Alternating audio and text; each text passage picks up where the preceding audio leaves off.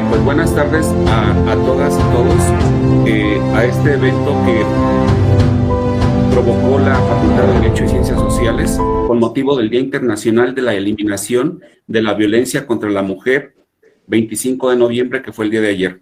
En ese escenario nos sumamos a los 16 días de activismo ONU Mujeres.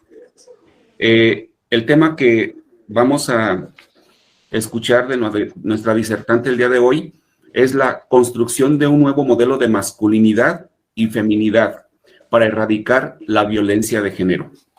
No sin antes algunas indicaciones, les pediríamos que mantengan sus micrófonos apagados.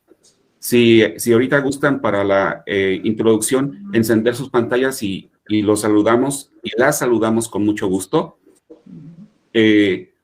Tenemos una exposición que va de 45 a una hora, 45 minutos a una hora, según lo considere la ponente. Al final de cuentas, habrá un breve tiempo para los efectos de hacer algunas opiniones, algunas preguntas, y bueno, explotar en la medida que se pueda ese último lapso. Ya está por aquí la magistrada Julia García González. Está con nosotros también la directora de nuestra facultad, la maestra Tania Torres Chávez, y el protocolo que tenemos, en primer término, le daremos el uso de la palabra a la directora para que salude y dé la bienvenida a la ponente. Tiene el uso de la palabra la maestra Tania.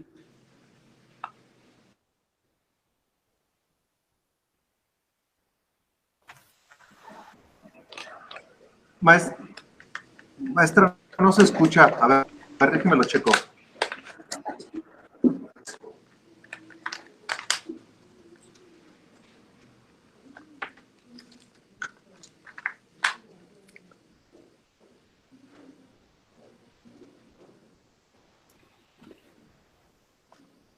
Ya.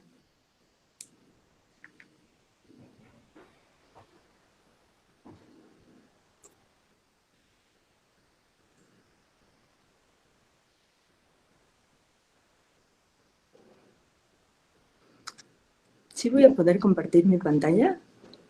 Sí. Bueno. Sí. Cualquier detalle lo atendemos aquí. Ah. El experto sí, es don Juan Torres Melgoza. Okay. Buenas tardes. Una disculpa con razón. Hace un rato yo lo saludaba, nada más que parece ser que algo sucedió en la máquina, parece ser que no tenía sonido y miren nada más. Una disculpa, magistrada Julia García. Es un gusto saludarla. Magistrado Froilán, también es un gusto saludarlo. Para la Facultad de Derecho y Ciencias Sociales es muy grato que en esta tarde tengamos la oportunidad de escuchar una disertación de la magistrada Julia García. Primero, porque es amiga de los nicolaitas. Segundo, por su vasta experiencia y por su destacada participación que ha tenido en defensa de los derechos de las mujeres y en la lucha en contra de la violencia contra las mujeres, ¿sí? Es muy importante destacar que la magistrada García González ha sido una gran activista en la defensa de las mujeres para erradicar la violencia que se genera en nuestra sociedad en contra de todas esas mujeres que son violentadas en diferentes aspectos de su vida personal e incluso profesional. Y creo que es muy importante que en una fecha como la que estamos conmemorando, que es el día de ayer en que se conmemoró el Día Internacional de la Eliminación de la Violencia contra la Mujer, creo que es importante que en estos 15 días, 16 días que iniciaron ayer, en los que debe de hacerse énfasis en la necesidad que hay de proteger a la mujer, en la necesidad que hay de salvaguardar su integridad, su dignidad y de hacer conciencia de la importancia que las mujeres tenemos en nuestra sociedad para recibir un trato igualitario, para tener mismos derechos y para tener las mismas posibilidades que tienen los varones. Es muy importante el que el día de hoy, en esta tarde, tengamos la oportunidad de escuchar una disertación relacionada con la construcción de un nuevo modelo de masculinidad y feminidad para erradicar la violencia de género. Este tipo de temas, primero, nos enaltecen como universidad porque permiten que nuestra comunidad de estudiantes, hombres y mujeres, se den cuenta y se concienticen de la importancia del tema. Que los jóvenes que se están formando en el aprendizaje de la ciencia del derecho sean conscientes de lo que es la mujer, de lo que implica un trato igualitario y de respeto para ella. Y bueno, pues, qué mejor que tengamos esta posibilidad gracias a esa intervención tan oportuna y siempre con tan buena iniciativa del magistrado Muñoz Alvarado, un magistrado de circuito, un magistrado que pertenece al Poder Judicial de la Federación, pero que siempre tiene presente su esencia de ser nicolaita, su esencia que lo hace hijo de la Casa de Hidalgo, y que gracias a esa iniciativa es que en esta tarde vamos a tener la oportunidad de escuchar a la magistrada Julia García González.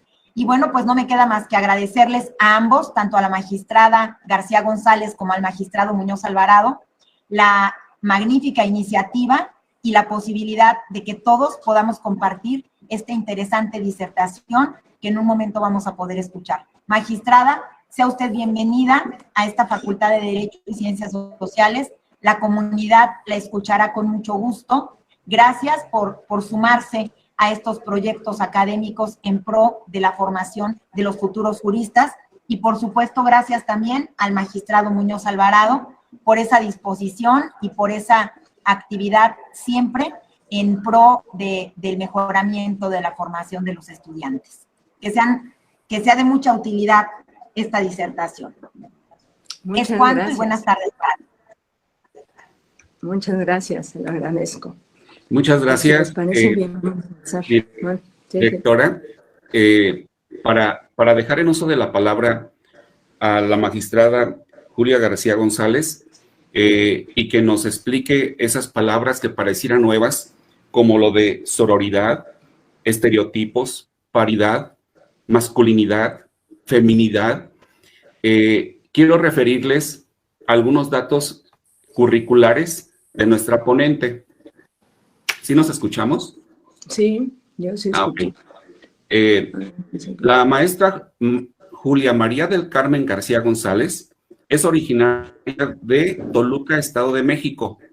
Es madre de un hijo y de una hija. Estudió la licenciatura en Derecho en la Universidad Autónoma del Estado de México y obtuvo su título con mención honorífica. También tuvo una especialidad en argumentación jurídica por la Universidad de Alicante, España. Es maestra en Derecho Constitucional y Derechos Humanos por la Universidad Panamericana, donde también atinadamente le dieron el grado con mención honorífica.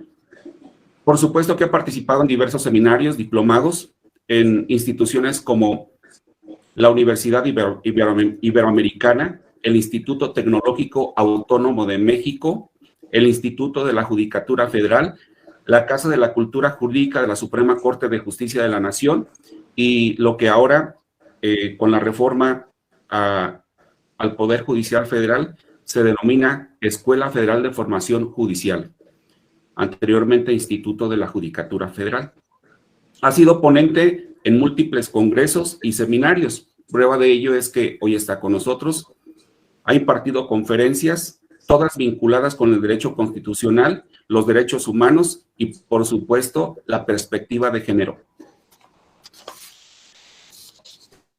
En el año de 2000, ingresó al Poder Judicial de la Federación como secretaria de tribunal en diversos órganos jurisdiccionales colegiados especializados en materia administrativa y penal. 9 años después, o sea, en 2009, resultó vencedora en el tercer concurso de oposición libre para la designación de magistradas y magistrados de circuito, cargo que actualmente desempeña. Está adscrita al primer tribunal colegiado en materia administrativa del segundo circuito con residencia en Naucalpan de Juárez. Si se preguntan por qué no menciono que pasó por un juzgado, No, porque la magistrada obtuvo su nombramiento como tal, directo de secretaria a magistrada. Creo que eso es muy meritorio. Hace algunos meses atrás, dejó la función porque concluyó su periodo como presidenta de la Asociación Mexicana de Juzgadoras, Asociación Civil. Cargo para el que en un nuevo periodo fue reelegida, es decir, estuvo en los periodos 2019-2020 y 2020-2021. En 2020 fue reconocida, dice aquí el dato, como una de las abogadas más influyentes en México por la revista Foro Jurídico.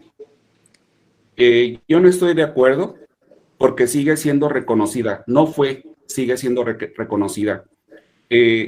Estimada magistrada, amiga, Julia García González, bienvenida a tu casa. Sabes que los nicolaitas te aplaudimos siempre. Estás en uso de la palabra. Muchas gracias. Pues ya que estoy peleando para ver si puedo compartir mi pantalla y, a ver, vamos a ver. Dice presentar ahora, o si alguien me puede hacer favor de decir qué le muevo. Es que ya ven que cada plataforma tiene como, digamos, iconos distintos, y si no, bueno, pues ya nos las echamos así. Ojalá pudiera yo compartirles algunas imágenes, porque me parece que hay imágenes que hablan por sí solas, ¿no? Acerca de, a propósito de estos temas. A ver si escucho. Sí, Juan, ¿nos podrías auxiliar? Porque a mí no Claro. me dan la opción. ¿Qué pasó? Dígame. ¿Podemos Quiero auxiliar? compartir una presentación de PowerPoint, si es posible, ¿Sí? por favor. Sí, magistrada, adelante, puede. Pero, ¿qué le aprieto?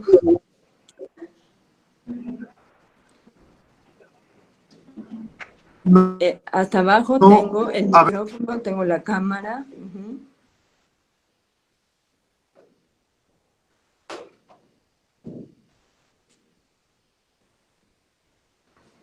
Voy. No Déjeme escuchamos. ver si es un asunto de la configuración y es.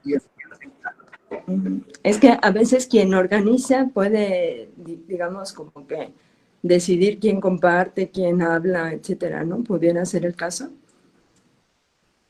Y si no, ya se lo mandé al magistrado Froilán. Sí. Por WhatsApp. Y si no, pues así empezamos, porque yo sé que el tiempo es poco y... O me dan un correo y se los mando y me apoyan pasándolo, como ustedes me digan, ¿eh?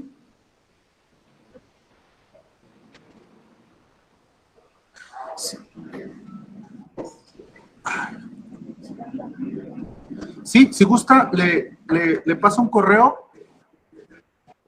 Por favor. Está habilitado para presentar,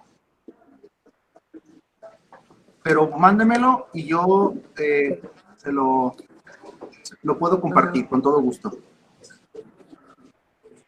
Por favor, porque yo no encuentro la opción que me permita, puedo ver los mensajes del chat, puedo, dice pizarra, cambiar diseño, pantalla completa, cambiar de cámara, aplicar efectos visuales, notificar un problema, notificar uso inadecuado, solución de problemas y configuración. No tengo otra opción.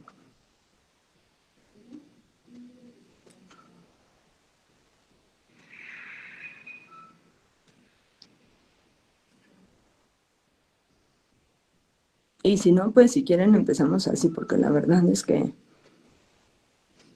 sé que el tiempo es, que el tiempo pasa.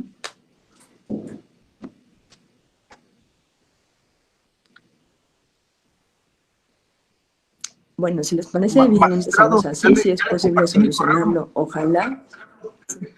Sí, magistrada, perdón, le mandé al magistrado mi correo, si se lo puede enviar o anotar, es juan.torres.melgoza @umich.mx.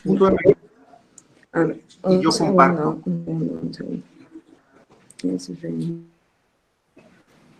Incluir. Y entonces dijimos Juan. Ajá. .torres. Juan. Ah, ya lo encontré, ya me lo mandó el magistrado, gracias.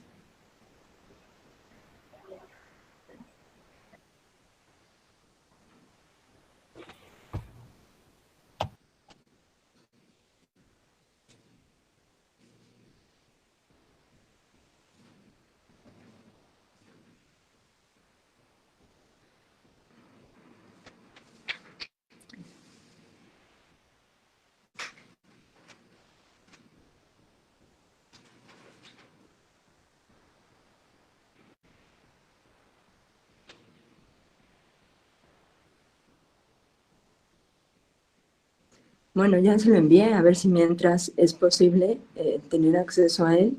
Es un archivo que puede que esté pesado, pero porque son prácticamente puras imágenes. Si fuera posible, ojalá lo fuéramos avanzando y si no, vamos a empezar si les parece bien. Buenas tardes a todas y a todos. Les agradecemos que hoy nos acompañen. Ya bien lo decía la directora, hoy nos sumamos a la propuesta que hace ONU Mujeres para hacer 16 días de activismo contra la violencia de género que empezaron ayer, 25 de noviembre, y vamos a concluir el 10 de diciembre, que es el Día Internacional de los Derechos Humanos. Y entonces, bueno, pues la gran apuesta es hablar de estos temas de género para entender por qué tenemos los niveles de violencia que tenemos. Si me acompañan, voy a tratar de darles un mini recorrido histórico, porque me parece que hay que tener conciencia plena de cuál ha sido la situación por siglos, para que después nos preguntemos qué está pasando actualmente y sobre todo qué es lo que genera este tipo de expresiones de violencia. Les ofrezco que otro día hablamos de expresiones de violencia, de espacios donde se desarrolla, etcétera. Pero ahora les quiero platicar cómo en la sociedad hemos construido esta diferencia, ¿no?, entre hombres y mujeres a partir de los roles y de los estereotipos de género. ¿Cómo empezamos a ver entonces, cómo nos empezamos a percatar de la situación? Si ustedes recuerdan, y siempre hago esta mención, me gusta hacer este recorrido histórico para que ustedes vayan dando cuenta de este fenómeno. Y voy a dar 4 saltos históricos, pero rapidísimos, porque de verdad, si les platicáramos toda la información que se ha detectado, sería muy interesante, pero hay maestrías de género que se ocupan de esto, para que sepamos cuánta teoría política se ha construido en relación con los feminismos. Pero acá lo importante es que vamos a ver cómo desde la cultura popular, cómo desde la percepción que se tiene, el lugar en el que se nos ha ubicado a las mujeres. Lo digo siempre con todo respeto, pero hay quien ha interpretado la Biblia y dice que nos expulsaron del paraíso porque Eva tentó a Adán, ¿no? Y por culpa de Eva tenemos que ganar el pan con el sudor de la frente y tenemos que parir a nuestros hijos con dolor. Y entonces, no solo fue Eva, sino que fue Pandora cuando le dieron la caja con todos los males y las miserias y las calamidades del mundo y le dijeron no la abras. Y Pandora, que era una mujer que no se controlaba a sí misma y era curiosa y era metiche, pues que la abre y que salen todas las enfermedades y todas las cosas terribles. Y entonces, si damos saltos en la historia, vamos a llegar a la Edad Media, cuando el 85% de las personas que la Santa Inquisición quemó fuimos mujeres, y fuimos mujeres que cuestionábamos ese status quo, que nos rebelábamos ante las múltiples violencias sexuales, económicas, patrimoniales, etcétera. Y entonces, si damos otro salto, yo asumo que me estoy dirigiendo a estudiantes universitarios de Derecho. Y entonces, fíjense que cuando llegamos a la edad, digamos, ya pasamos la Edad Media, y recordemos que 1789 es un parteaguas para hablar de los derechos humanos, ¿no? Es la Revolución Francesa, con sus ideales de libertad, igualdad y fraternidad, pues mucho hizo para controlar al poder público, ¿no? Ese poder omnipotente del rey, que era absoluto y que no tenía límites. Bueno, pues entre otras cosas, justo surgen los derechos humanos para controlar a ese poder y para garantizarnos el respeto a nuestra dignidad y a nuestra esfera jurídica. aquí habría que empezarnos a preguntar, bueno, ¿eso incluyó a las mujeres? Y vamos a darnos cuenta que no. Quien ha seguido estudiando estos grandes bastiones del liberalismo en ese momento, pues se da cuenta que la Revolución Francesa en realidad iba dirigida a proteger a varones, a adultos, a heterosexuales, a burgueses, ¿no? Y quien no estuviera en esas categorías, ¿no? Quien no cumpliera con esas exigencias, pues no estaba siendo visibilizado desde el ámbito de los derechos humanos. Es decir, nos quedó a deber la Revolución Francesa, aun cuando fue un punto importantísimo parece que ya vamos a tener acceso. Si lo abre completo, por favor, y entonces vamos a empezar a pasar las imágenes para que se vea bien, porque justo es lo que les quiero compartir. Me gustaría que se vieran las imágenes completas para que ustedes tengan noción de esto. Bueno, ¿y por qué digo todo esto? Porque tiene sentido, me parece, percatarnos de que hemos vivido en un modelo androcéntrico donde prácticamente todos los saberes, todas la ciencia, la investigación, las artes, el derecho mismo, ha permeado o ha estado impregnado, digamos, de esa visión masculina que no nos incluía. Ya decía Aristóteles que las mujeres éramos seres incompletos porque no teníamos pene y que además éramos unas desalmadas porque no teníamos alma, y lo mismo decía Eurípides. Y lo curioso es que pasaron los siglos y lo siguió diciendo Schopenhauer y lo decía Rousseau, que son los autores que seguimos, de cuyo conocimiento seguimos abrevando, ¿no? Es muy famosa esta frase de Schopenhauer que decía que las mujeres somos animales de cabellos largos y de ideas cortas, solo por referir alguna. Y eso nos permite notar cómo el derecho mismo ha estado impregnado de esta visión. Y solo por ponerles ejemplos rapidísimos, hasta hace poco se asumía que mi cuerpo era parte del contrato matrimonial en ese débito carnal. Eso lo dijo apenas la anterior integración de la Suprema Corte de Justicia. Y las mujeres que no podíamos divorciarnos, por ejemplo, no podíamos abrir una cuenta bancaria si no iba un varón que nos respaldara, ¿no? Y estas normas que tutelaban o que regulaban, por ejemplo, el estupro, las relaciones con menores de edad, y resulta que yo era la víctima, pero si el victimario se dignaba a casarse conmigo, se le perdonaba a él, ¿no? Con la tremenda revictimización que eso suponía para mí. Y bueno, no solo eso, ya estoy como en la quinta lámina, si le quieren avanzar para que sepamos, ¿no? ¿Y por qué doy este mini recorrido histórico? Por ejemplo, México tiene una cuestión paradigmática con Sor Juana Inés de la Cruz. Sor Juana fue una niña de verdad cuya inteligencia sobresalía. A los 4 o 5 años ella sabía leer y escribir de manera autodidacta. Y llegó a un punto donde ya no se la dejó ir a la escuela. La única opción que tuvo fue la iglesia, ¿no? Y la iglesia la dejó seguir estudiando hasta cierto punto, porque ella era tan aguda, tan inteligente, tan contestataria, que llegó a un punto donde la iglesia dijo no más, y le quitó los libros y la enclaustró y le vedó la posibilidad de seguir, digamos, ampliando el conocimiento, porque había quienes se sentían intimidados por la inteligencia de esa mujer. Y eso, fíjense, por ejemplo, hubo etapas completas en la historia de la humanidad que las obras iban firmadas anónimamente, y hay quien dice que seguramente eran de mujeres que no podían publicar, que no podían escribir, que no podían investigar en la ciencia.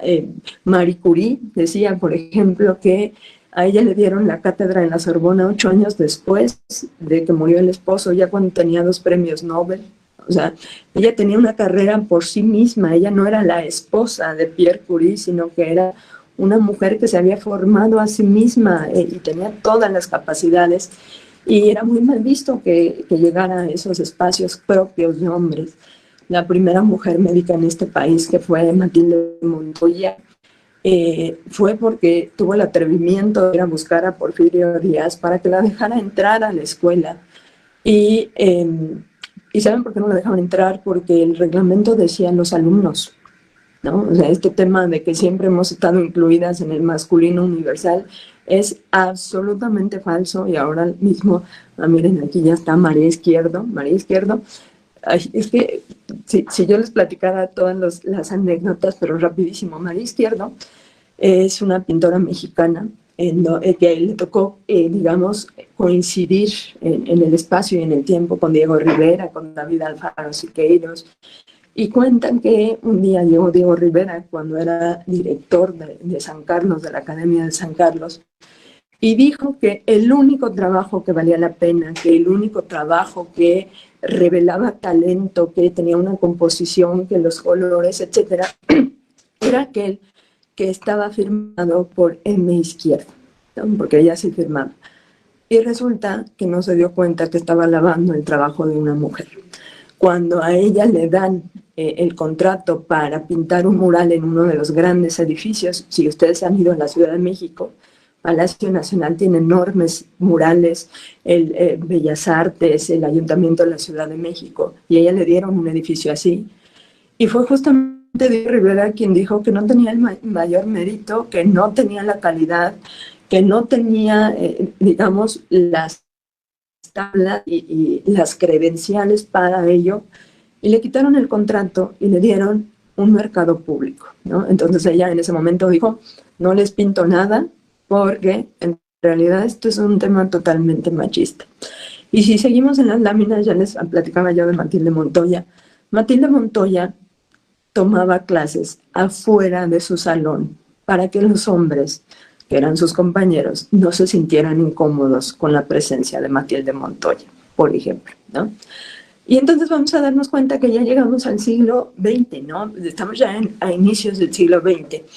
Y empezamos con el tema sufragista. La segunda gran ola del feminismo es el movimiento sufragista, porque nos dimos cuenta que teníamos la necesidad de votar y de ser votadas, es decir, teníamos que tener a alguien que representara nuestras visiones, nuestros intereses, nuestras necesidades, y no había quien. Y entonces, bueno, pues empezamos con el tema del derecho al voto. Aquí va el otro ejemplo del clásico, que no es cierto que estemos incluidas en el lenguaje masculino universal, es la Constitución del 17. La Constitución del 17, cuando surge, decía que todo individuo en este país gozaría de las garantías individuales que otorgaba esa Constitución. Tan es verdad que no estábamos ahí, que no pudimos votar sino hasta 38 años después. Entonces, 38 años tuvieron que pasar para que se nos reconociera en ese todo individuo. Y entonces, en este movimiento sufragista, ¿no? Fuimos a la revolución, claro, participamos, por supuesto. Alguien tenía que preparar la comida, y alguien tenía que cuidar a los heridos, y alguien tenía que cuidar a las hijas e hijos, ¿no? Y entonces estuvimos presentes, por supuesto. Y la Constitución del 17 no hizo más que reconocer de manera mínima, porque la única mención que hizo en ese momento, que las madres trabajadoras debíamos tener la posibilidad de que cuando pariéramos tuviéramos un espacio, digamos, de recuperación mínimo, ¿no? Había quien, tú parías un día y al otro día ya te quería trabajando, y eso era imposible, ¿no? Había que alimentar a ese bebé, había que amamantarlo. Y bueno, pues esa fue la única mención que tuvo la Constitución del 17 de una mujer. Y si seguimos, vamos a ver, si pasamos de lámina, vamos a ver cómo, pues muchos reclamos de aquel tiempo siguen siendo los reclamos actuales, ¿no? Por ejemplo, vean, este tema de la reglamentación del trabajo en el hogar solo se dio posible hace 2 años. Y este tema de la supresión del aborto como delito solo empezó a ser discutido de manera seria, con una perspectiva de derechos humanos, hace 1 mes y medio que la Corte lo dijo, ¿no? Y este tema del derecho a las tierras, sepan que la propiedad social, si hablamos de ejidos y de comunidades, no es menos del 20% de quienes tienen esa propiedad social son mujeres, o somos mujeres. De modo que veamos cómo todos esos espacios siguen, desde 1935, ahora que estamos en 2021, siguen siendo grandes pendientes para las mujeres. Es decir, tenemos que seguir exigiendo hacerlos visibles. Si pasamos la lámina, vamos a apurarnos un poquito porque si no, no me va a dar tiempo. Si pasamos las láminas, entonces, bueno, vamos a preguntarnos por qué está pasando eso. El siglo pasado nos dio otra construcción social que es una joya, que es este tema de la familia funcional, ¿no? Pero la familia funcional, ¿para quién? Para el sistema donde, dice la teoría feminista, la doctrina feminista, hubo una separación, una división sexual del trabajo y de los espacios donde nos desarrollábamos. Entonces a mí se me asumió como la cuidadora por excelencia, ¿no? Yo tenía que estar en el espacio doméstico para cuidar, y en ese modelo funcional yo tenía un padre proveedor que salía a trabajar todo el día. Entonces funcionaba, ¿por qué? Pues porque no había ausentismo en las fábricas, en las oficinas, los hombres llegaban y trabajaban todo el día, y los temas de casa los resolvía una como podía, ¿no? O sea, fuera uno, fueran 10 hijos, fueran 15, fuera que no había que comer, si había que comer, etcétera. Bueno, pues para eso estaba la mamá, para hacerse cargo de absolutamente todo.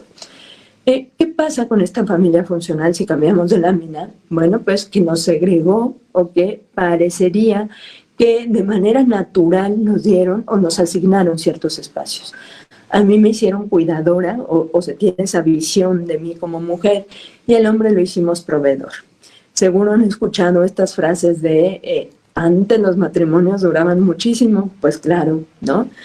Yo siempre les invito a pensar aquí en sus mujeres cercanas, ¿no? Para que ustedes constaten qué tan cerca sigue la desigualdad o no. Y entonces pensemos en nuestras mujeres cercanas, y me refiero a nuestras madres, a nuestras abuelas, a nuestras tías, a nuestras primas, a nuestras amigas, a nuestras vecinas, a nuestras compañeras de trabajo. Porque una cosa es ver los datos macro desde la nube, ¿no? En lo abstracto, y otra cosa es percatarnos de que la desigualdad sigue aquí junto a mí.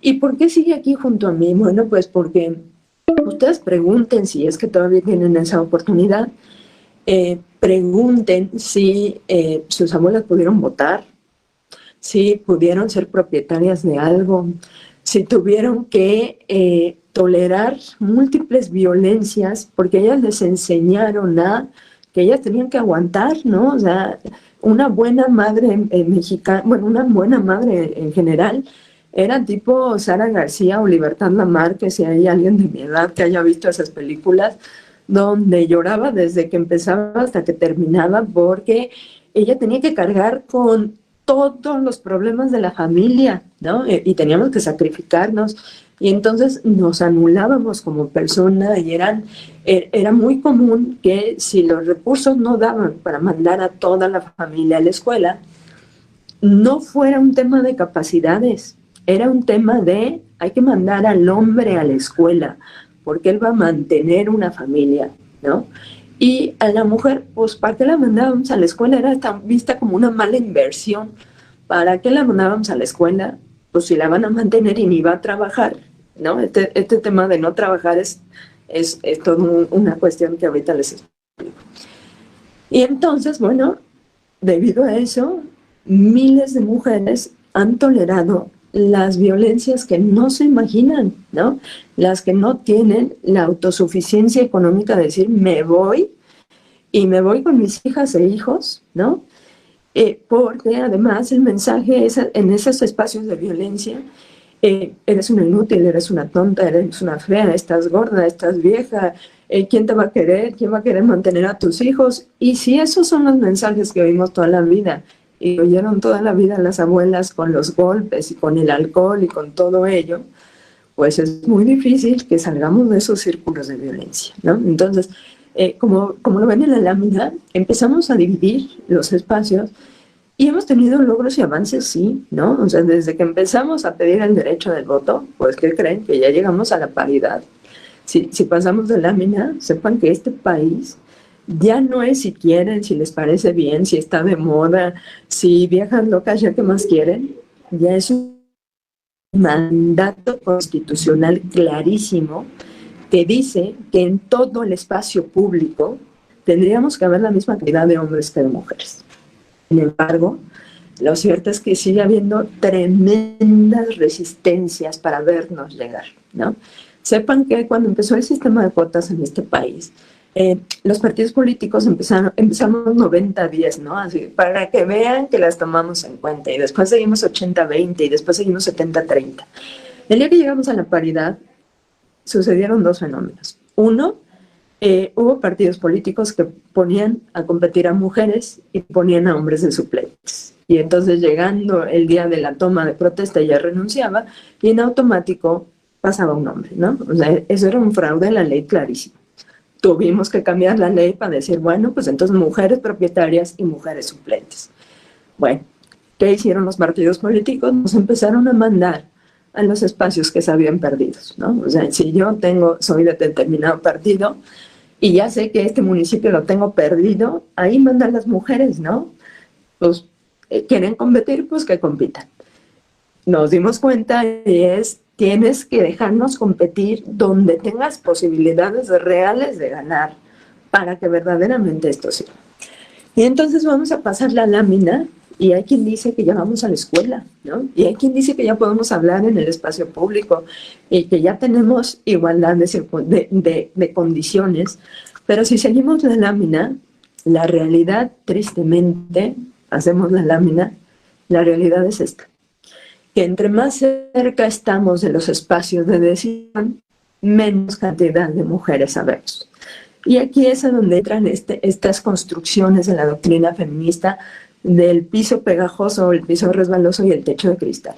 Parecería que no hay nada que nos impida llegar a donde queremos, pero en realidad, digamos, esto que ustedes ven en estas imágenes es lo que pasa en todos los ámbitos. Yo les puedo hablar del Poder Judicial de la Federación, porque ahí trabajamos.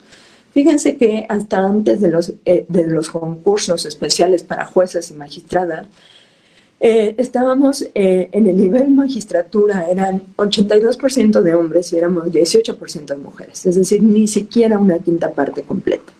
Y para juezas y jueces estaba más o menos igual, estábamos en 23% mujeres, 77% hombres. O sea, la diferencia era mínima, tomando en cuenta, ¿no?, toda esta estructura. Y entonces, bueno, pues eso pasa en los poderes judiciales locales, en las administraciones públicas, en los ayuntamientos, y pasa en los espacios privados, en las empresas, en los consejos de administración de las grandes transnacionales. Es muy difícil que veamos a mujeres. Y entonces, además de no hacernos visibles en esos espacios, ¿qué ocurre? Que a nosotras se nos sigue caricaturizando, se nos sigue ignorando, se sigue viendo como algo nimio lo que hemos hecho a lo largo de siglos, que ha sido el cuidado y la crianza. Y entonces a Peña Nieto, cuando le preguntaron que cuánto costaba el kilo de tortillas, dijo que él no sabía, porque para eso estaba la señora de la casa, para las tonterías y las cosas mínimas, estaba la señora de la casa, él estaba para tomar las grandes decisiones en el espacio público, ¿no? Y cuando Fox, ¿se acuerdan cuando dijo que las lavadoras de dos patas, y a todo el mundo nos dio mucha risa, y jajaja, las lavadoras de dos patas, pues haciendo referencia a las mujeres, o esta senadora el día que llevó a su bebé, y las burlas que recibió fueron en el sentido de que ya se había acabado la hora de la lactancia en el Senado, que ya se bajara de la tribuna. Pero eso no es lo grave, o sea, aquí empieza la gravedad del asunto, pero si pasamos la lámina, la gravedad está en esto. Esta es el gran tema de la construcción de género. ¿Cómo es que hemos generado una convivencia que nos tiene con estas cifras alarmantísimas? En este país mueren 11 mujeres por cuestiones de género todos los días. Es decir, no mueren atropelladas en algún accidente, mueren porque hay un hombre, hay un varón, hay alguien cercano. El 70% de las agresiones en estos casos vienen de círculos cercanos. A mí me viola el papá, el amigo, el primo, el vecino, el hermano, porque se sienten con derecho a decidir en relación con lo que yo tengo que hacer o dejar de hacer, ¿no? Y entonces es gravísimo el nivel de violencia que vive este país por cuestiones de género. es justo de lo que habla la siguiente lámina, si la vemos, ¿no? Si somos 120 millones de personas, poco más, y el 51.3% somos mujeres, somos una mayoría, somos la única mayoría que está en una situación desventajosa.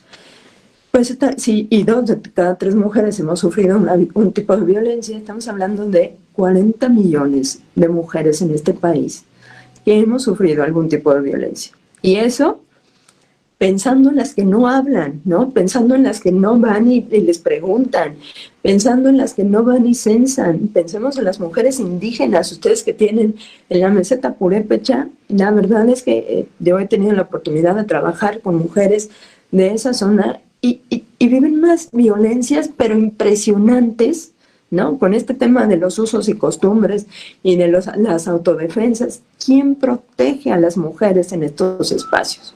Bueno, pues si le seguimos, sepan que a nivel mundial, ¿no? Quienes más sufrimos la violencia somos las mujeres. Si ustedes estudian Derecho o ya se dedican al Derecho, recuerden el artículo 1 constitucional cuando habla de categorías sospechosas. Y entonces en esas categorías sospechosas, ¿a quién ubicamos? Hay grupos o a minorías que tradicionalmente han estado en una situación desventajosa, en alguna situación que ha permitido su exclusión y que han sido discriminadas. Y dentro de todas esas categorías, las que llevan la peor parte siempre somos las mujeres. ¿Por qué? Porque si pensamos en personas, por ejemplo, de grupos indígenas, ¿no? Todas y todos son excluidos y relegados, sí, pero las que más son las mujeres. Y si pensamos en personas con discapacidad, las que más sufrimos las violencias, el abandono, somos las mujeres. Por ejemplo, hay estudios, por darles datos interesantes, que cuando a ti te privan de la libertad por algún tema del delito, ¿no? Quien te va a ver si eres hombre es tu mamá, o es tu esposa, o es tu hermana. Es decir, las mujeres somos las que, por ejemplo, en el caso de las personas desaparecidas, que hay más de 90,000 personas desaparecidas en este país.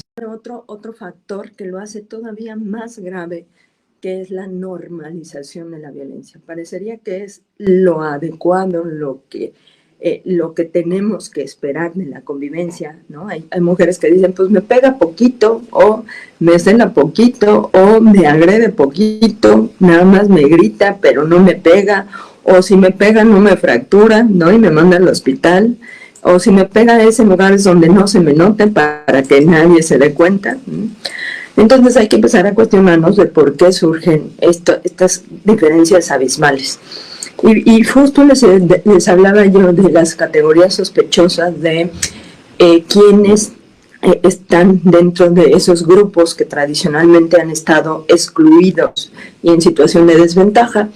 Y de todas esas categorías sospechosas de las que habla la Constitución, fíjense que las mujeres somos la única minoría, somos una mayoría que está en estos contextos. Entonces hay que empezar a cuestionarnos, bueno, ¿qué pasa? ¿Por qué es que estamos en esta situación? Y si pasamos la lámina, bueno, pues les empiezo a compartir los aspectos básicos, digamos, el piso mínimo para hablar de temas de género. Si pasamos la lámina, ya les decía, bueno, pues sepan que nacemos con características físicas que nos ubican como un hombre o como una mujer, ¿no? A nivel cromosómico, a nivel de gónadas, a nivel de hormonas, a nivel de órganos internos, funcionamos de manera distinta, por supuesto, ¿no? Tenemos una combinación distinta. Nuestro cerebro, a partir de los estímulos que recibe, ¿no? Bueno, pues va generando, hay quien dice que los hombres son, digamos, más lógicos y más matemáticos, y que las mujeres somos más sensibles, pero en realidad son los estímulos que desde la niñez vamos recibiendo. Entonces, nacemos hombres o nacemos mujeres, pero fíjense que esto solo es una concepción binaria, según han escuchado estos nuevos conceptos de las personas no binarias, y en esta concepción binaria parecería que solo hay dos, digamos, valores aplicables o dos extremos posibles, y en realidad no es así. ¿no? Entonces, ¿somos hombres o somos mujeres, no? Dependiendo de nuestras características físicas. Pero aquí el punto es que dentro de esos dos extremos hay personas que nacen con características físicas de ambos sexos, que son las personas intersexuales, pero también hay quien nace, digamos, con más hormonas como para este lado o más hormonas como para este otro. Y entonces es todo un continuum. Seguro recuerdan una corredora en algunos Juegos Olímpicos, no fueron estos, sino creo que los anteriores, que parecía muy hombruna. Y entonces había quien decía que no era una mujer, sino que era un hombre. Y justo lo que le pasaba era esto, que ella producía una gran cantidad de andrógenos, ¿no? que son los masculinos, y por eso hay mujeres que de repente desarrollan un poco de barba o tienen ciertas características físicas propias de lo que sería un hombre, pero en realidad no está mal, simplemente que la regla es la diversidad. En las personas, ninguna, a menos que seamos gemelos idénticos, ¿no? Tenemos ADN distinto, huellas dactilares, el iris de los ojos, todo es distinto, ¿no? El punto es cómo eso se ha convertido en una barrera para acceder a nuestros derechos y a nuestras libertades. Entonces, cuando hablamos de este sexo, ya dijimos, son las características biológicas, pero entonces hay que hablar del género. No, todavía no me cambien la lámina, de hecho, regrésenseme dos, porque, por favor, porque andaba yo en la otra. Bueno, si quieren, ya déjenmelo ahí, por favor. Entonces, ¿qué es el género? Hay que cuestionarnos. Bueno, pues el género, no, ahora ya se volvieron a adelantar. Bueno, el género, entonces, si están ahí, no, bueno, aquí, por favor, ya no le muevan, ¿eh? Entonces, decía yo, el género es la construcción social. Cómo es que a partir del sexo con el que nacimos se espera que yo sea, ¿no? La expectativa que genera el nacimiento de una niña o de un niño. Y entonces en el género construimos lo masculino y lo femenino. De modo que es la forma en cómo me socializan, la forma en cómo me educan, la forma en cómo me permiten interrelacionarme con las demás personas, la forma en que tengo que mostrarme, la forma en que tengo que dirigirme, el tipo de creaciones que puedo hacer, todo eso está condicionado por el género. Entonces, hablamos de roles de género para detectar todas esas cuestiones sociales, todo ese conjunto de comportamientos que se esperan como apropiados de los hombres o de las mujeres, ¿no? Entonces, a mí, si yo nací con características biológicas de una mujer, se espera que yo sea femenina, y si tú naciste con características biológicas de un hombre, de ti se espera que seas masculino, ¿no? Y vamos a cuestionarnos entonces, bueno, ¿y qué tanto sentido tiene, ¿no? ¿Qué tanto fundamento científico, qué tanto respaldo desde la ciencia hay? Y sepan que no hay ninguno. Son cosas que nos vamos pasando de generación en generación, que asumimos que es lo correcto, que ni siquiera cuestionamos, que damos por sentado que es lo normal, ¿no? Y precisamente vamos a ver, así muy rápido, porque ahora me reponen los minutos perdidos. Fíjense que entonces vamos a ver cómo empezamos a construir lo masculino y lo femenino. Ahora sí, si cambiamos de lámina, vamos a encontrar precisamente que desde antes de nacer ya tenemos todo ese bombardeo de lo que se espera de lo femenino y lo masculino, ¿no? Desde un baby shower, ¿no? El bebé no ha nacido, pero si sabemos que es una niña, todo será rosa y todo será de princesas y todo será de flores y todo será así muy delicado. Y si sabemos que es un niño, bueno, pues será un campeón y le pondremos coches y le pondremos pelotas y le pondremos ese tipo de cosas. Y entonces, bueno, vamos socializando. Ahora sí ya cambié la lámina, si es que alguien anda por ahí. Exacto, ¿no? Ahí, bueno, este es el del baby shower, seguimos en la siguiente, ¿no? Vean cómo vamos socializándonos desde el juego, ¿no? ¿Qué le damos a una niña para jugar y qué le damos a un niño para jugar? pues a una niña le damos la muñeca y le decimos que la cuide para que no llore, y a la niña le damos los trastecitos y le decimos haz una comidita, y al niño le decimos ten una pelota y ve y juega, ¿no? Y entonces esa socialización desde el juego va generando, ¿no?, esta construcción social y estos límites que nos vamos autoimponiendo. Porque si ustedes ven la siguiente lámina, ¿no?, cómo educamos a los niños y a las niñas, pues es esta cultura de las princesas de tú tienes que ser delicada y tienes que esperar a que venga el príncipe azul a rescatarte y tienes que pues hacer lo que te toca en los espacios que te toca. Seguro han visto la película de La Sirenita.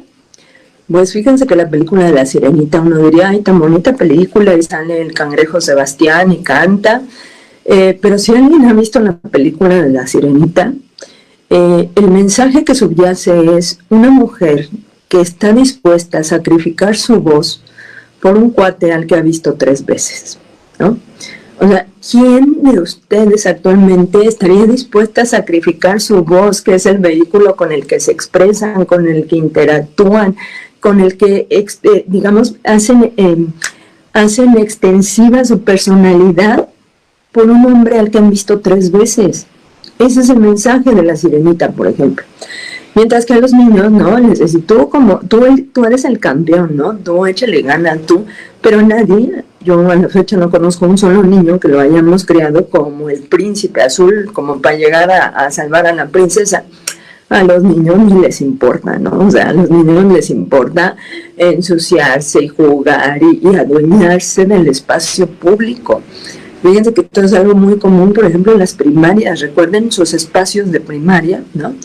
Si a los niños les dabas una pelota, los niños eran felices y nunca pensaban en que te podían dar un pelotazo, ¿no? O sea, eran dueños del espacio.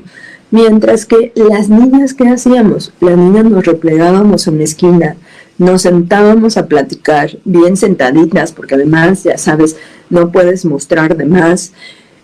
Entonces, vean cómo desde pequeñitos y pequeñitas ya tenemos condicionado este tema de los espacios donde nos toca desarrollarnos. Y justo, precisamente, si vemos esto, bueno, pues vamos a ver que a la niña además le decimos que ella limpiecita y bien presentada, de modo que para las niñas es muy, muy importante su apariencia física, de modo que tienen que cumplir con ciertos estándares de belleza, tienen que pesar determinado, no, tienen que tener determinada talla, determinadas características, y hay de aquella que no, porque empiezan, por ejemplo, los trastornos alimenticios, la bulimia, la anorexia, porque las niñas tienen esa tremenda presión social. Pero también les digo que a los niños no les va bien, sobre todo a cierta edad, de los 15 a los 25, sepan que hay datos que los niños se suicidan 4 veces más que las mujeres. ¿Y saben por qué? Porque a los hombres los hemos acostumbrado a no mostrarse frágiles y a no pedir ayuda. Entonces, porque justo así construimos lo masculino, ¿no? A ver, esta no me la muevan, aquí nos vamos a quedar. Porque, ¿qué le decimos a un hombre? A un hombre desde pequeño le decimos que no llore porque parece vieja, ¿no? Y le decimos que vieja el último y nos echamos todos a correr. Y le decimos que si le pegaron en la escuela, tú vas y le pegas más fuerte, ¿no? De modo que entre más hombre seas, menos debes parecerte una mujer, ¿no? Aquí la descalificación. Lo peor que te puede pasar es no ser como ese macho alfa que aguanta todo. Ustedes, si están en espacios universitarios, véanse, ¿no? Critíquense en lo íntimo a sus compañeras y compañeros y van a detectar estos espacios que de repente son muy tóxicos y muy desgastantes, ¿no? Donde los hombres para mostrar cariño se pegan, ¿no? O acá el más macho es el que más alcohol aguanta, o el que más novias tiene, o el que más golpe, el que más pelea, ¿no? El más agresivo, porque es el más valiente. ¿Qué me ves? Y el otro te contesta y se dan de golpes. Y entonces todo así es como construimos la masculinidad. Vean cómo a los hombres, según han visto, estos fenómenos de cuando un hombre llora, ¿no? Bueno, para empezar, si se permite esa expresión, porque un hombre hace de todo para no llorar, ¿no? Se aprieta los puños, voltea para otro lado, porque sabe que socialmente le vamos a reprochar esa fragilidad que asumimos como propia de las mujeres. Y entonces al hombre le mutilamos todo ese lado emocional, no le permitimos desarrollarlo. Yo siempre les digo, una como mujer vas con las amigas y les lloras toda la tarde y te desahogas, ¿no? Pero ¿qué hombre conocen que tenga un amigo donde tenga un espacio seguro, que no se vayan a burlar, que no le vayan a hacer bullying, que no le vayan a hacer maldad y media, que tenga ese espacio de desahogo para mostrarse frágil y vulnerable, que está bien, porque es parte de la personalidad y es parte de nuestra humanidad, es algo que no tendríamos por qué anular. Entonces, ¿cómo construimos la masculinidad? Bueno, pues la asumimos o la asimilamos con cuestiones como la fuerza física, como el poder, como el dominio, el hombre poderoso. Si ustedes ubican, por ejemplo, a Vladimir Putin, ¿no? Es un cuate que de repente se quita la camisa y lo ve uno súper musculoso, es el macho alfa, es el líder que cuida de su pueblo, y es un misógino tremendo y es un violador de derechos por todos lados, pero hay quien lo ve como el líder a seguir, ¿no?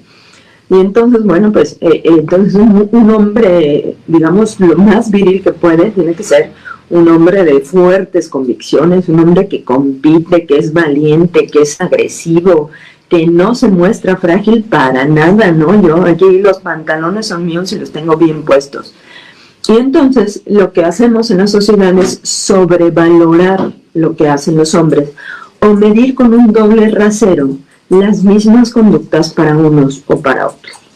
Ejemplos muy claros de estos es, por ejemplo, el tema de una vida sexual activa, ¿no? Mientras a un hombre le celebramos que inicie su vida sexual, que tenga varias parejas sexuales, para las mujeres sigue siendo un tema de pecado, cómo no llegas virgen al matrimonio, cómo eres una libertina que se atreve a vivir su sexualidad sin estar casada, ¿no? Y es este doble mensaje, porque verán, es la misma conducta y cómo socialmente le damos una calificación distinta. Entonces, todo aquello que les permita a una misma conducta darle una calificación distinta, hay que cuestionarlo desde los estereotipos y desde los roles de género.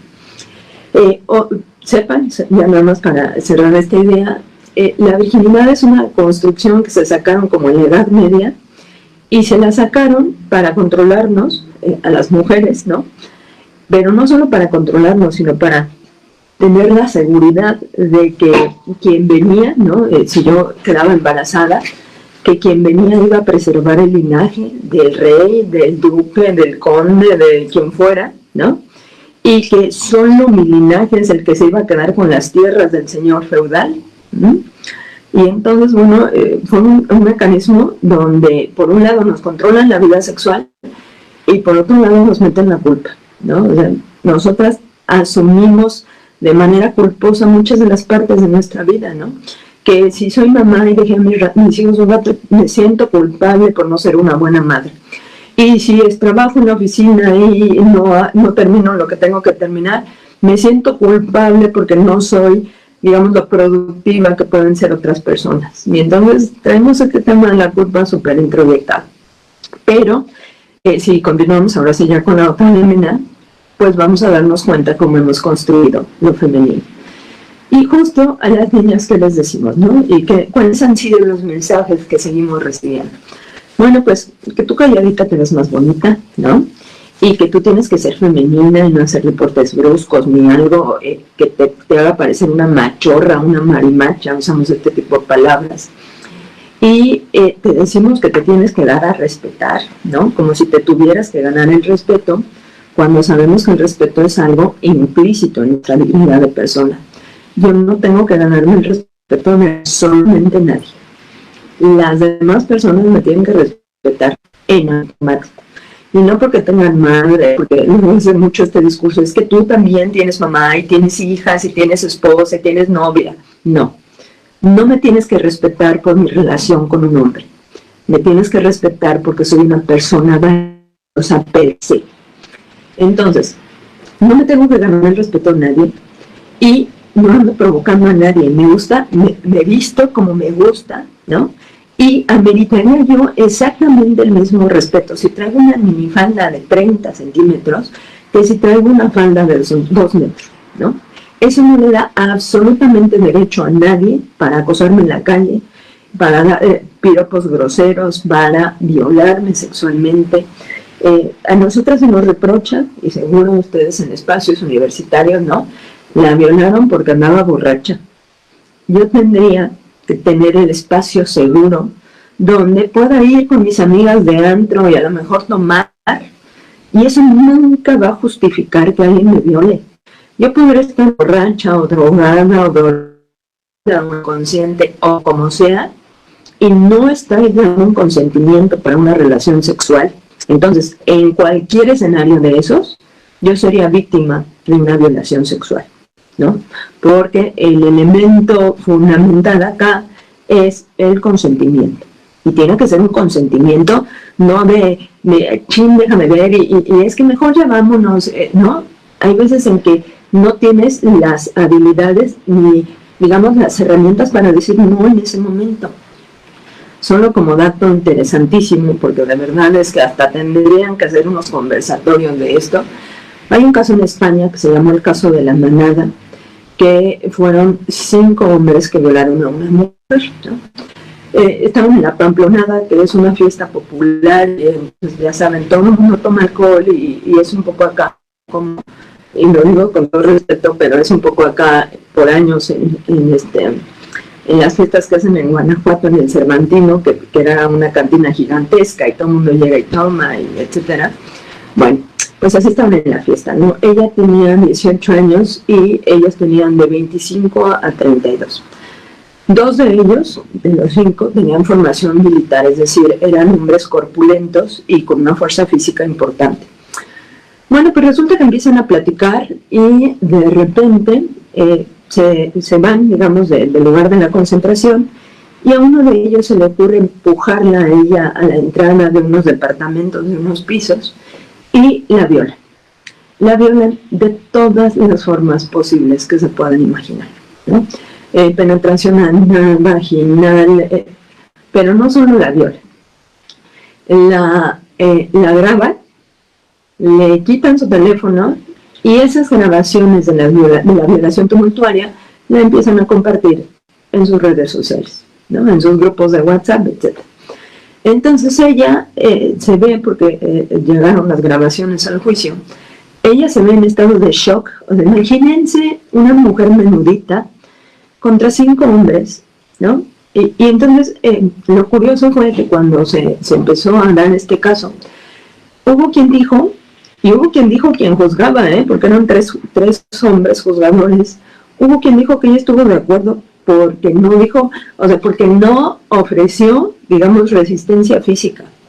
O sea, el mensaje implícito es, tienes que dejar que medio te maten para que se vea que de veras te opusiste, ¿no? Entonces, ¿qué generó? Bueno, pues que ellos los denunciaron o los acusaron por un tema de lo que aquí serían actos libidinosos, ¿no? O sea, una cuestión, pero de verdad mínima, cuando la habían violado de muchas formas. ¿Y qué generó este caso? Bueno, pues que miles de mujeres en España salieran a las calles a protestar, ¿no? Porque si eso no era una violación, entonces, ¿qué era? Hubo tal reclamo social que sepan que ese asunto lo terminó decidiendo la Corte Suprema Española. Y hace todo un análisis que es fabuloso para dar cuenta de cómo tiene que ser el consentimiento para una relación sexual. El caso de La Manada ha tenido una repercusión a nivel mundial, a grado tal que en Europa, por ejemplo, hay un convenio, no es el protocolo, es un convenio de Estambul, donde se habla del consentimiento para una relación sexual. O sea, vean el impacto que tuvo el que las mujeres salieran ese día a marchar, porque decían, es que, porque incluso, fíjense que hubo uno de los jueces que decía, es que ella se ve que hasta lo disfrutó, ¿no? O sea, y la mujer era una jovencita de 18 años que estaba paralizada del terror. Ustedes imaginen quienes son mujeres, ¿no? Estar frente a 5 tipos que sabes que te pueden medio matar y que no vas a poder contra ellos, ¿no? Es simplemente ya la superioridad numérica le jugaba todo en contra, ¿no? Entonces, por ejemplo, ahí no hubo consentimiento. Ella estaba alcoholizada, es cierto, pero no en ningún momento eso justificó que la hubieran violado. Ahorita, después del escándalo y de las marchas y de los reclamos sociales, todos están condenados por violación y privados de la libertad en España. Busquen ese caso, es una cosa de verdad impresionante. Bueno, pero entonces, ¿cómo construimos este tema de la feminidad, ¿no? A ti te digo que tú bonita, tú calladita, tú comprensiva, tú delicada, tú frágil, a ti que no te toque ni con el pétalo de una rosa. Fíjense que tengo amigas que, ¿no? Porque, o sea, habemos de todo. Y entonces hay quien dice, híjole, es que ya no me abren la puerta del coche. Y yo siempre les digo, bueno, es que no es un tema de que te abran la puerta del coche o no. O sea, el tema feminista es mucho más allá. O sea, ustedes vean, cuando a mí me dicen que no hable, porque calladita me veo más bonita, cuando a mí me dicen que no salga porque corro grandes peligros, cuando seguro escucharon hace poco. ¿Y por qué hablamos de un sistema patriarcal? Porque ha habido una tremenda desigualdad donde yo he tenido la posibilidad de decidir y ha habido alguien que se ha sometido y que ha obedecido. Entonces pensamos en las madres de antes, ¿no? Esas que se sacrificaban por toda la familia, por las hijas, por los hijos, por el esposo, por la mamá, por las amigas, ¿no? Y con qué espacios de vida nos quedábamos las mujeres, ¿no? Entonces vale la pena cuestionarnos por un lado esos modelos de feminidad y también los otros, ¿no? Las que de repente saben que con una minifalda y con un buen escote pues puedo tratar de acceder a otros puestos. Pero fíjense que son las menos, o sea, sí las hay porque es un fenómeno que hay que reconocer, porque finalmente, digamos, entran al juego de cuando mi cuerpo es cosificado, de cuando mi cuerpo es parte de estos bienes de consumo, de esta publicidad totalmente sexista que cosifica mi cuerpo, que lo hace, digamos, en materia, lo hace entrar al comercio, como si eso pudiera entrar en el comercio, mi dignidad, mi valor, etcétera. Y entonces, bueno, pues aquí lamentablemente se presta ese tipo de cosas, por un lado, pero también hay otro donde las mujeres no hemos tenido, esto es muy importante, no hemos tenido otros modelos de éxito que no sean los masculinos, ¿no? Y entonces hay una masculinización del poder cuando la hacemos las mujeres. Y ahí se quedan con esa lámina. Miren, ¿dónde está el desfase? Ahí, ¿no? Porque parecería que ya está todo parejo, que tenemos piso parejo, que podemos competir en igualdad de circunstancias, y resulta que no es así. Si yo salí del espacio público, del espacio privado y me hice cargo del espacio público, entonces el gran tema ha sido que en ese espacio público a mí se me sigue exigiendo que me haga cargo del espacio privado, mientras que los hombres no han hecho la operación a la inversa. Es decir, los hombres del espacio privado que se entendía propio para ellos no se han involucrado en el espacio privado. Es muy, sobre todo en ciertas generaciones, ¿no? Era muy difícil ver presentes a los hombres en la crianza y en el cuidado, lo que felizmente empieza a cambiar, ¿no? Ahora vemos a papás jóvenes que dan de comer y que cambian pañales y que, porque además, fíjense que eso tiene enormes repercusiones, no solo en un tema de ejemplo, de qué ejemplo doy de manera congruente en relación con estos temas, sino además el tema de que les permita construir vínculos afectivos con sus hijos e hijas, ¿no? En realidad esa también es una parte que les mutilamos a los hombres, porque los papás jóvenes sobre todo, pues ustedes pregúntenle y son muy felices cuando cargan al bebé, cuando lo llevan, porque finalmente se vale que construyan esos vínculos que antes no se generaban precisamente porque los rechazábamos en automático. Entonces, necesitamos corresponsabilidad, por supuesto. ¿Y dónde empieza la corresponsabilidad? En casa, ¿no? Fíjense que yo que me dedico a dar pláticas de estas, además este es un discurso políticamente correcto, es muy difícil que encuentren a alguien que diga que no está de acuerdo, pero el compromiso con la igualdad tiene que venir de mucho más allá y de mucho más, digamos, interno. ¿Y por qué? Algún día yo daba una capacitación de estas a jueces y juezas en algún estado de la República, y cuando les preguntábamos, ¿están de acuerdo? Sí, ¿no? Y entonces las preguntas empezaban a hacer, ¿y quién de ustedes sabe si hay detergente para lavar la ropa mañana en su casa? Y entonces las manos empezaban a bajar, ¿no?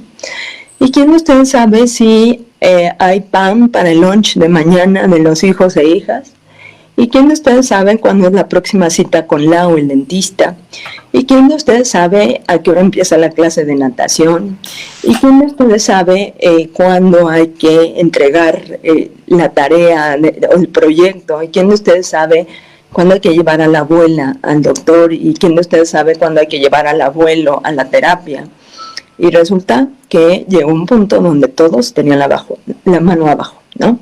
Eso es la corresponsabilidad, el crecer en la misma forma, en los mismos espacios, ¿no? Entonces hay que cuestionar, por eso hablamos de nuevos modelos de masculinidad y de feminidad, donde dejemos atrás estos que han sido tan nocivos.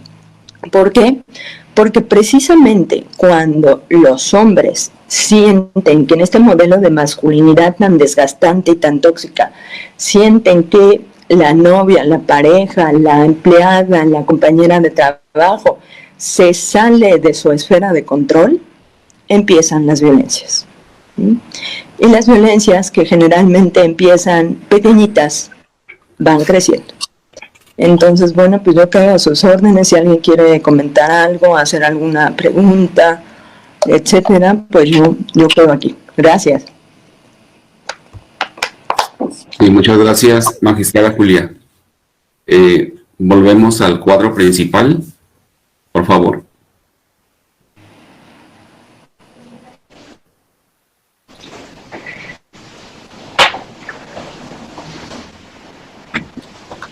Bueno,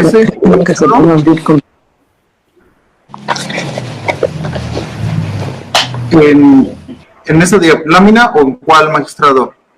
No, ya enviamos ya la exposición para volver a los presentes. Ya concluyó la presentación. O sea, ya hay que cerrarla.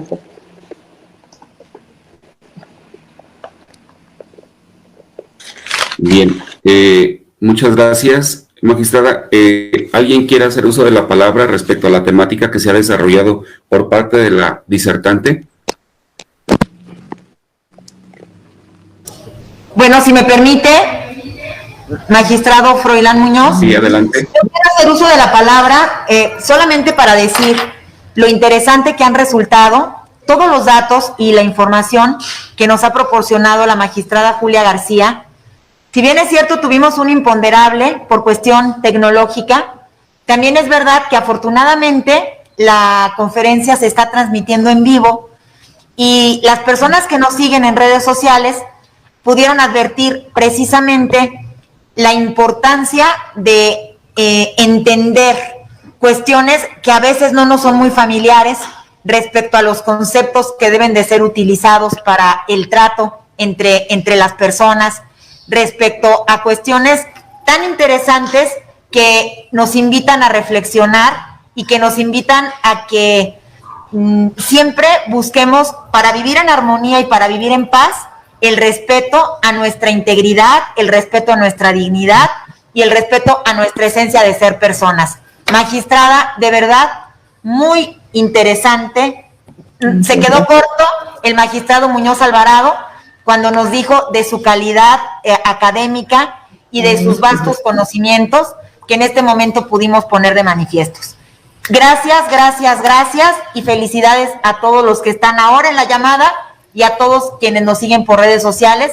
Agradecerles y decirle que queremos que esta sea la primera de muchas otras más conferencias magistrales que tengamos la oportunidad de escuchar en esta Facultad de Derecho. Gracias también al magistrado Muñoz Alvarado. No pudo con nosotros la tecnología, sino nosotros logramos vencerla, gracias precisamente a esa disposición y a ese trabajo que como Nicolaitas nos caracterizan. Muchísimas gracias, magistrado, gracias, magistrada. Sí, y bien, Muchas gracias. después de esta intervención de la directora de la facultad, me voy a permitir dar lectura a un documento que se le va a hacer llegar a la magistrada Julia en agradecimiento para este esfuerzo académico que, como advirtieron, se superaron los inconvenientes, y dice lo siguiente: Facultad de Derecho y Ciencias Sociales, Universidad Michoacana de San Nicolás de Hidalgo, otorga la presente constancia a la magistrada Julia García González por haber impartido la conferencia Construcción de un nuevo modelo de masculinidad y feminidad para erradicar la violencia de género, con motivo del Día Internacional de la Eliminación de la Violencia contra la Mujer, Morelia, Michoacán, 26 de noviembre de 2021, firma maestra Tanaide Torre Chávez, directora de nuestra facultad. Muchas gracias, estimada Julia. Sabes que yo soy tu cómplice. Este documento es para ti, te lo hacemos llegar.